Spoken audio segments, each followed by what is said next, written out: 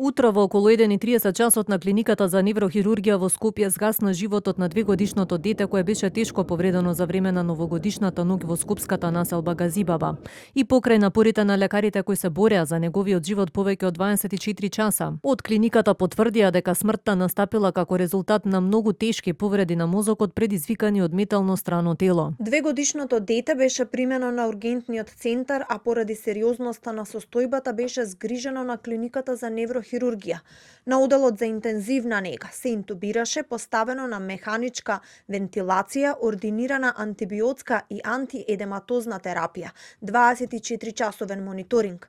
Интензитетот на деструкцијата на мозочното ткиво не дозволуваше хируршко лекување. И покрај максималните напори на медицинскиот тим, исходот беше трагичен, како резултат на многу тешките повреди на мозокот од страна на метално страно тело. Од полицијата пак велат дека се уште се истражува случајот и како точно дошло до повредата кај детето. Полициски службеници излегле на местото и извршиле службен разговор со мајката ГД, која појаснила дека на 31.12.2025 година пред полноќ излегла пред дворот од куќата на подрачје на Газибаба со детето и гледајќи огномет слушнала звук, пошто забележала крв од главата на детето.